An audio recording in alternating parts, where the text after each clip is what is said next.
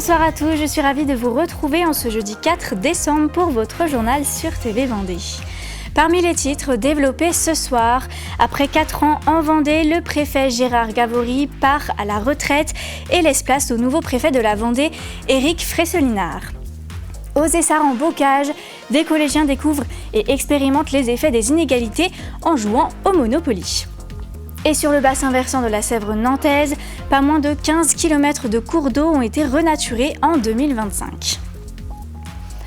On ouvre cette édition avec un changement majeur à la tête de l'État en Vendée.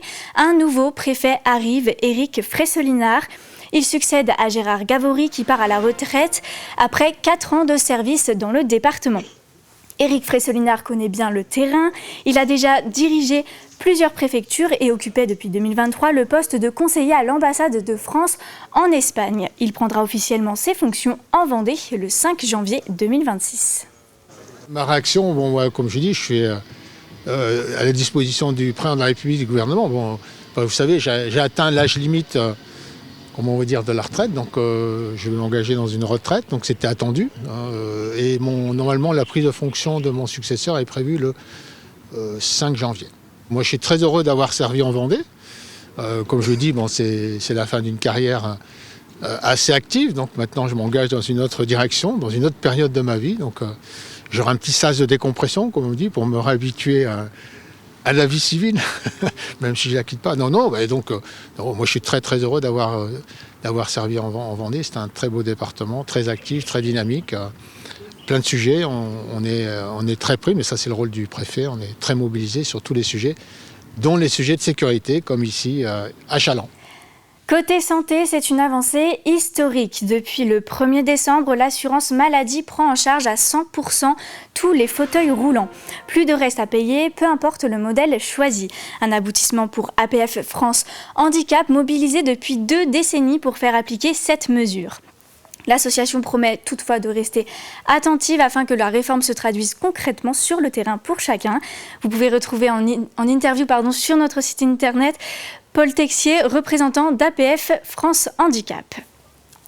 Direction à présent le collège Saint-Pierre des Essarts-en-Bocage où les élèves participent à une animation originale contre le harcèlement et les discriminations.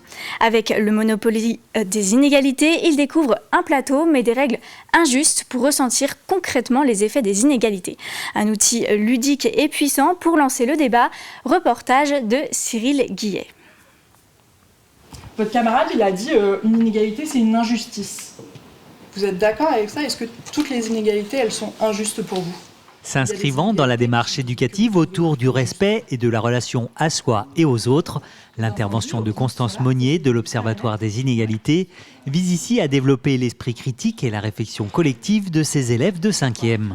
Suite à quelques propos discriminatoires entendus ça et là sur la cour, on a souhaité mettre en place une animation, un projet pour sensibiliser aux inégalités au sens large. L'enjeu, c'est un peu changer le regard de nos jeunes sur les autres. Une action qui passe ici par le jeu avec ce Monopoly des inégalités. C'est un jeu qui va leur permettre, grâce à des personnages, de découvrir que les règles ne vont pas s'appliquer à eux de la même manière que leurs camarades. Certains vont commencer privilégiés financièrement, économiquement par le jeu. Ils découvrent aussi les inégalités liées au handicap puisque les personnages en situation de handicap sont ralentis pendant la partie. Ceux de catégories sociales plus défavorisées n'ont qu'un seul dé pour avancer. Donc dès le début de la partie, ils se rendent compte des inégalités. Le côté ludique permet à ces jeunes de libérer leurs paroles et d'appréhender sans filtre des sujets parfois délicats. Il y a des inégalités au niveau des richesses, du sexe ou de la religion. Il y a aussi des inégalités sur la peau, c'est le racisme. La xénophobie, c'est la phobie sur la nationalité. Je savais même pas que c'était une phobie. On souhaiterait qu'ils ramènent aussi la discussion dans les familles, échanger sur ce qu'ils ont vécu et échanger aussi sur les inégalités peut-être dont ils n'avaient pas conscience qui existent dans notre société. À l'issue de la séance, une table ronde a été proposée aux élèves. Un temps de débat et de discussion pour mettre en perspective la réalité des choses. L'occasion aussi de proposer des solutions pour plus de justice sociale dans notre monde. L'actualité en bref, c'est aussi cet accident qui s'est produit sur la RD 206, impliquant un poids lourd transportant des poutrelles métalliques et une voiture. La conductrice du véhicule, âgée de 55 ans, est décédée malgré l'intervention des secours. Le chauffeur du poids lourd, un homme de 46 ans, a été transporté choqué au centre hospitalier de Fontenay. Sur le bassin versant de la Sèvre nantaise, les travaux de restauration se poursuivent. Cette année, près de 15 km de cours d'eau ont été renaturés. Reméandrage, création de radiers ou encore effacement d'obstacles. Autant d'actions essentielles pour améliorer la qualité de l'eau et la biodiversité. Au pied de la Sèvre nantaise, le ruisseau de la Fontaine de Compensé retrouve peu à peu son cours naturel. Reméandrage et effacement d'obstacles, ce sont des travaux essentiels pour redonner vie au cours d'eau. Sur la Sèvre nantaise, près de 15 km ont été restaurés cette année pour améliorer la qualité de l'eau et de la biodiversité. L'idéal, c'était de trouver un compromis entre les travaux et la façon de l'entretenir. Nous, c'est une démarche volontaire qui a été faite, dans ce sens que j'avais vu d'autres travaux réalisés chez d'autres voisins. Et du coup, je suis plutôt satisfait des travaux, ça s'est très bien déroulé. L'objectif étant chaque année d'intervenir sur un certain nombre de linéaires de cours d'eau et pour à la fois les restaurer d'un point de vue de leur morphologie, mais aussi derrière apporter une plus-value en termes de biodiversité, d'hydrologie et puis de préservation de l'environnement. Ici, on a restauré donc le ruisseau de la Fontaine de Compensé sur 400 mètres. Donc on a réalisé différentes interventions de restauration morphologique du ruisseau, donc de la remise dans le talweg, du débusage, de la recharge en tâche et de la recharge en plein. En gros, on vient remettre des matériaux, plutôt des pierres. On part sur du 0,150 mm, en tout cas sur ce site-là. On cherche vraiment à retrouver, recalquer un ruisseau naturel, un ruisseau de référence en termes de gabarit, en termes de matériaux. Redonner à un cours d'eau son gabarit d'origine, c'est lui permettre de retrouver tout son potentiel. En reconnectant la rivière à ses zones latérales, on recrée des habitats où faune et flore peuvent s'installer. Sur ce petit ruisseau, sur la partie amont en tout cas, peu d'enjeux sur la partie piscicole, mais en revanche on a des espèces qui sont classées en fonction de type du cours d'eau et du type de qualité d'eau. Donc ce qui nous intéresse, on est ici sur des zones qui sont dites salmonicoles, donc ce qui nous intéresse en fait c'est de voir revenir ces poissons-là, donc entre autres la truite, voilà, mais pas que, le chabot également. Et tout ça est dû notamment à la qualité de l'eau. Au final, redonner sa forme naturelle au cours d'eau, c'est lui rendre sa capacité à vivre et à s'équilibrer seul, au bénéfice de la biodiversité et du territoire. Place au sport et plus particulièrement au football. La 53e édition du Mondial de Montaigu a été présentée hier soir. Cette année, le Challenge Nation réunira 8 grandes sélections internationales, Brésil, Portugal, Côte d'Ivoire et la Chine. Le tournoi féminin se jouera, lui, entre 6 équipes. Et puis, nouveauté du côté du Challenge Club, l'arrivée pour la première fois de la sélection Outaouais, tout droit venu du Québec. Alors au niveau du plateau, chez les masculins, on va retrouver donc le Japon, la Chine pour l'Asie, on va retrouver la Côte d'Ivoire pour le continent africain, on va retrouver la France et le Portugal donc pour les Européens et on va retrouver le Mexique, le Pérou et le Brésil pour l'Amérique et l'Amérique du Sud. Et un très beau plateau chez les féminines, Japon-Chine également, Mexique, Angleterre, Portugal et bien évidemment la France.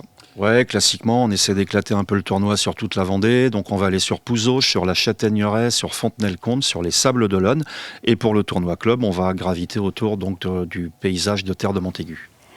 L'humoriste Elie Semoun était de passage en Vendée au Cinéville de La Roche-sur-Yon pour accompagner la projection de son documentaire Mon Vieux, réalisé par Marjorie Desjardins. Ce film tourné sur une année retrace l'accompagnement de l'acteur auprès de son père atteint de la maladie d'Alzheimer.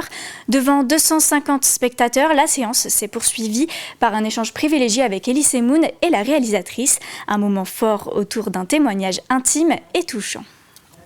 J'ai dit qu'il allait mourir 2 fois parce que la première fois, c'est en fait, quand il va mourir, quand un parent important meurt, tous les parents sont importants, mais quand c'est le père ou la mère, il emporte avec lui tous nos souvenirs d'enfance.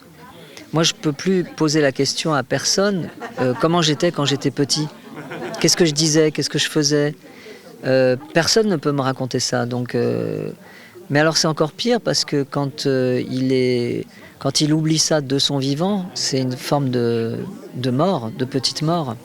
On termine ce journal sur les marchés de Noël en Vendée. Cette année encore, le département place la gestion des flux au cœur des priorités. L'objectif est de fluidifier au maximum la circulation des milliers de visiteurs attendus sur chaque marché. Car du 5 décembre au 4 janvier, la Vendée vivra au rythme des marchés de Noël. Des rendez-vous qui attirent chaque année plusieurs dizaines de milliers de personnes aux 4 coins du territoire.